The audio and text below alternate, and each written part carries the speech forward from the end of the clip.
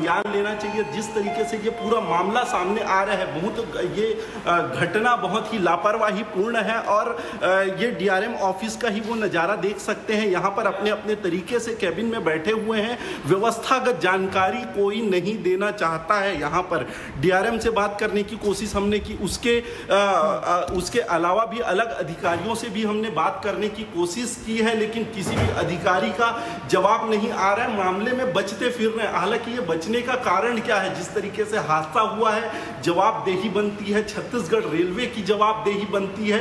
ऐसे में अधिकारियों का भागना एक तरीके से ये दुर्भाग्यजनक है और इस पर भी जो है वो संज्ञान लेने की जरूरत है कि कारण क्या था, कहां पर चूक हुई है, क्योंकि इतनी बड़ी चूक जो है व्यवस्थागत कारणों से ही हुई है। जी बिल्कुल आकाश, क्योंकि भले ही बिलासपुर मंडल का मामला हो जहां पर यह हादसा पेश आया, लेकिन क्या रायपुर में डीआरएम ऑफिस उस रेल मंत्रालय के अंतर्गत नहीं आता है क्या? ये बहुत बड़ा सवाल है। आप बता रहे हैं कि उदासीनता में बैठे हुए हैं, केबिन में बैठे हुए हैं अफसर। कम से कम जिम्मेदारी बनती है कि अगर यहां से कोई हेल्प, कोई मदद वहां पर पहुंचाई जा सके। कुछ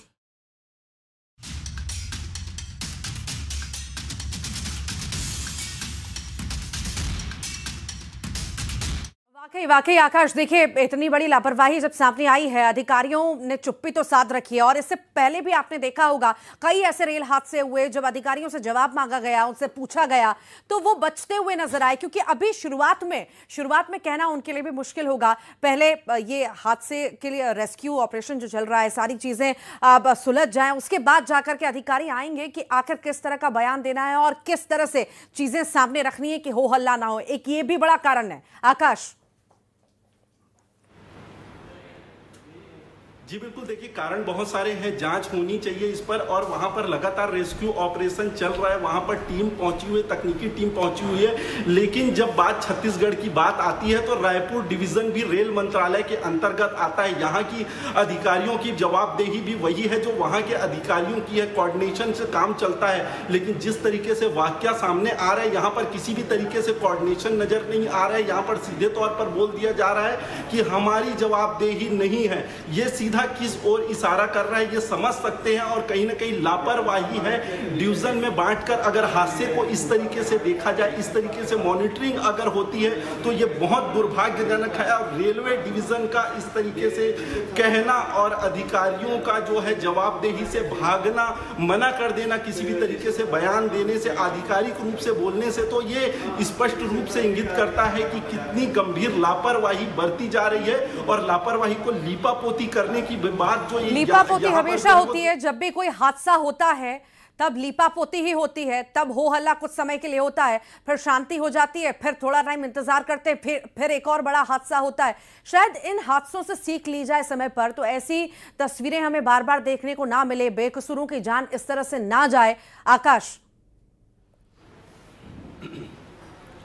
जी बिल्कुल, अगर हादसे से सीख लेते हो तो रायपुर में भी इतना बड़ा हादसा हुआ था, वहां पर भी जो है यहाँ की टीम ही जो थी वो रेस्क्यू ऑपरेशन कर रही थी और कुछ घंटे में सफल ऑपरेशन हुआ, लाइन क्लियर हो गया। लेकिन इससे बड़ा हादसा जो है वो बिलासपुर डिवीजन में जो है वो हुआ है। और बिलासपुर के अंतर्गत हादसा होने के बाद भी कहीं ना कहीं छत्तीसगढ़ रेलवे में कोऑर्डिनेशन की कमी नजर आ रही है। कोऑर्डिनेशन की कमी इसलिए क्योंकि अधिकारी यहाँ से भाग रहे हैं, जवाबदेही से बच रहे हैं। रेलवे मंत्रालय इस पर संज्ञान ले और छत्तीसगढ़ में जिस तरीके से अव्यवस्था फैली हुई है और लोगों की जान चली जाती है, जवाबदेही से लोग बचते हैं, जिनको जिम्मेदारी दी गई है वो जवाबदेही से बचते हैं, तो स्वाभाविक रूप से बात है कि कहीं ना कहीं रेलवे की व्यवस्था चौपट है और रेलवे मंत्रालय को, भारत सरकार को इस पे संज्ञान लेने की जरूरत है। जी चलिए, शुक्रिया आपका आकाश। लेकिन बड़ा सवाल है कि भाई बच क्यों रहे हैं, भाग क्यों रहे हैं रायपुर डीआरएम के जो अफसर हैं? आखिर इंफॉर्मेशन तो दी ही जा सकती है। स्वाभाविक है कि अगर कोई हादसा होता है तो सभी जगह हेल्पलाइन नंबर जारी होते हैं, अलग अलग जगहों से अलग अलग जगहों के लिए। और ऐसे में अगर रायपुर डीआरएम दफ्तर में ही जो रेलवे के अफसर हैं वो बच रहे हैं तो ये सवालिया निशान है।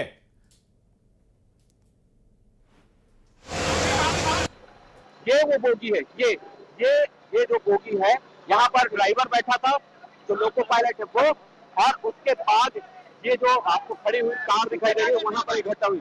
देखिए अब कुछ लोगों की जी क्या पीछे में ड्राइवर मर गए हैं, बोगी के ऊपर में गाड़ी चढ़ गई है।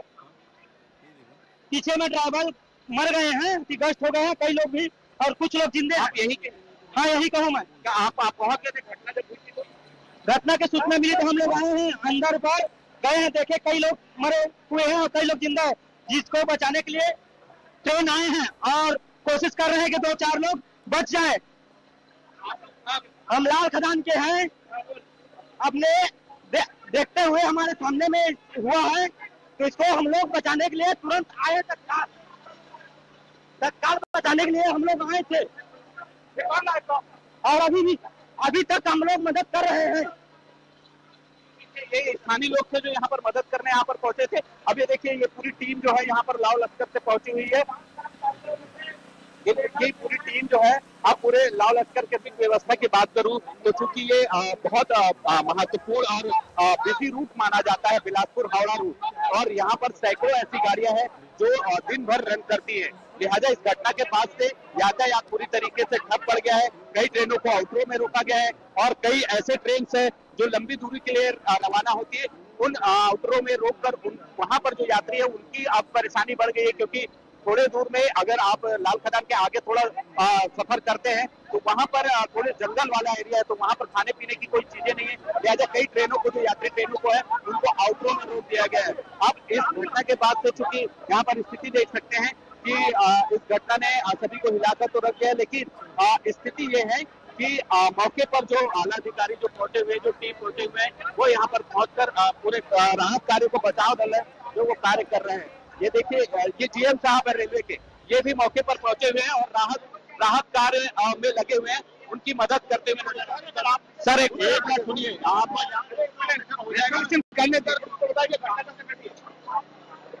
बड़ा कोई रेलवे का जो जिम्मेदार अधिकारी है वो फिलहाल अभी कुछ कहने से बच रहा है, क्योंकि जिस तरीके से ये घटना हुई है और घटना के बाद से तुरंत कुछ कह पाना अभी इनके लिए शायद मुश्किल हो रहा है, लेकिन इस घटना ने सभी को हिलाकर रख दिया है।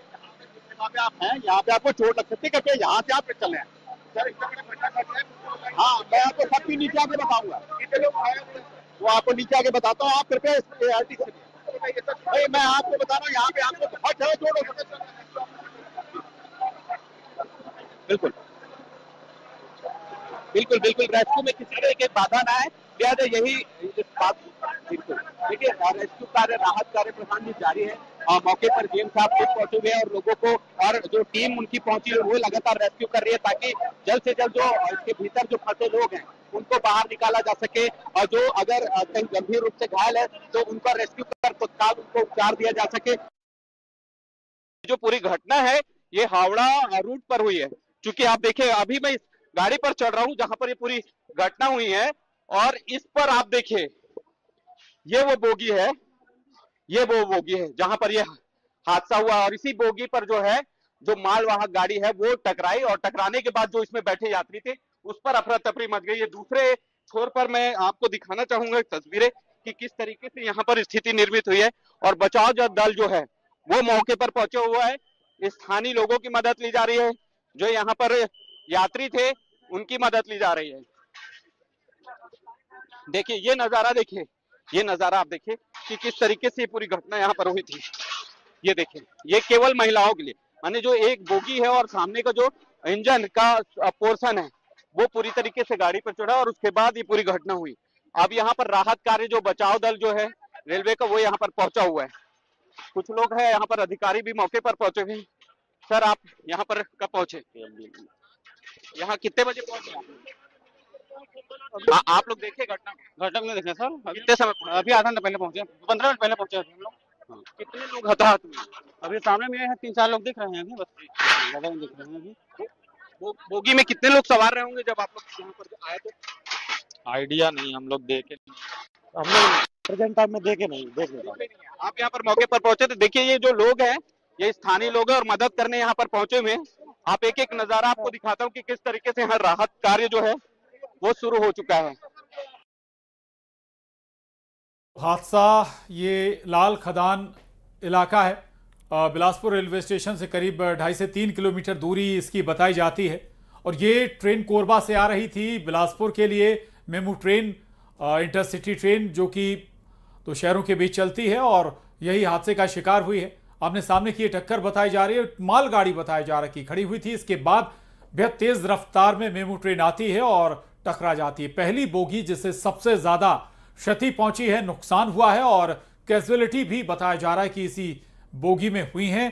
और अभी भी चूंकि लोको पायलट अभी भी फंसे हुए हैं और कटर के जरिए उस हिस्से को काटा जा रहा है बोगी के जहां लोको पायलट फंसे हुए हैं। कोशिश यही है कि जल्द से जल्द बाहर निकाला जाए। कई लोगों की जान भी गई है इसमें, आधा दर्जन अभी तक जो बताया जा रहा है कि आधा दर्जन लोगों की जान इस हादसे में जा चुकी है। आशंकाएं इस हादसे को लेकर कई तरह की जाहिर की जा रही है, लेकिन जो रेस्क्यू ट्रेन है या शुरुआती प्राथमिक इलाज देने वाली ट्रेन है वो भी मौके पर पहुंची हुई है, अफसर भी पहुंच चुके हैं। लेकिन एक सवाल जरूर उठता है कि 2.5 से 3 किलोमीटर बिलासपुर की दूरी है, स्टेशन की दूरी है, बावजूद ये जो रेस्क्यू ट्रेन थी वो करीब आधा घंटे देरी से पहुंची थी। और लगातार उमेश हमारे साथ जुड़े हुए हैं। उमेश, लोको पायलट लगातार फंसा रहा, हालांकि अब यही जानकारी होगी कि अब निकाल लिया गया है। हालत कैसी है, क्या सुरक्षित है, बाकी कुछ जानकारी अभी अपडेट मौके से? रेस्क्यू कार्य अभी भी जारी है। आप देख सकते हैं कि अभी भी जिस जगह पे लोको पायलट के फंसे होने की बात कही जा रही है वहां पर अभी भी जो टीम पहुंची हुई है, टीम जो है गैस कटर के जरिए, चूंकि भीषण हादसा हुआ था और जब ये गाड़ी इस खड़ी हुई मालवाहक गाड़ी से टकराई उसके बाद से देखा जा सकता है कि उसके परखच्चे उड़ गए। सामने की जो इंजन है वो पूरी तरीके से एक डिब्बे की तरह सिमट गया। लिहाजा ये माना जा रहा है कि उसे काटने में, उसे गैस कटर से काटने में ही काफी टाइम लग रहा है, जिसकी वजह से जो भीतर वहां पर बताया जा रहा है कि लोको पायलट होने की संभावना जिसकी जताई जा रही है उसको निकालने में कड़ी मशक्कत करनी पड़ रही है। चूंकि हादसा इतना भीषण था और जब टकराई है गाड़ी तो आप देखिए ना, बिल्कुल सिमट के वो जो एक बोगी होती है वो सिमट के एक डिब्बे के रूप में हो गई है। तो अंदाजा लगाया सकता है कि रफ्तार कितनी रही होगी, हादसा कितना भीषण रहा होगा। और यही वजह है उमेश, कई सारे लोगों को तो घायलों को अस्पताल पहुंचाया जा चुका है, पर कई सारे ऐसे भी घायल हैं जिनका इलाज वहीं पर बोगी के अंदर किया जा रहा है। आखिर कितनी संख्या में लोग होंगे, उनकी हालत कैसी है, क्या छोटा मोटा घायल वो हैं या वो भी गंभीर रूप से घायल हैं, वहां पर व्यवस्थाएं कैसी हैं, डॉक्टर्स वहां पर क्या पहुंचे हैं, इस बारे में भी जानकारी दीजिए। बिल्कुल, देखिए रिलीफ ट्रेन जो है यहाँ पर रेलवे की वो यहाँ पर आपको मौजूद तो दिखाई दे रही होगी। सेल्फ प्रोपेल्ड उप साधन यान, यहाँ पर सुरक्षा के तमाम उपाय रहते हैं। इसमें रेस्क्यू टीम होता है, इसके साथ ही कहा जा सकता है कि इसमें डॉक्टरों की एक विशेष टीम होती है, वो यहाँ पर इस ट्रेन में है। बताया जा रहा है कि जो घायल हैं उनको प्राथमिक उपचार के लिए इसमें एडमिट किया गया है। लेकिन आपको बता दूं, ये जो वाहन है, ये जो रिलीफ ट्रेन है वो लगभग आधे से 1 घंटे बाद यहाँ पर पहुंची। जब तक के जब घटना हुई थी उस दौरान लगभग 25 से अधिक लोग जो है वो गंभीर रूप से घायल थे। उनको स्थानीय लोगों की मदद से, वहां पर जो लोग कुछ पहुंचे हुए थे, जो यात्री पहुंचे हुए थे, उनको उनकी मदद से निकालकर स्थानीय आसपास के अस्पतालों में और जिला अस्पतालों में यहाँ पर पहुंचाया गया है। वहीं अगर हम कहें तो जब मौके पर पहुंचे थे। ठीक है, नजर बना के रखिएगा उमेश, जल्द लौटेंगे आपके पास क्योंकि रेस्क्यू ऑपरेशन अभी भी जारी है। उमेश, लौटेंगे जल्द।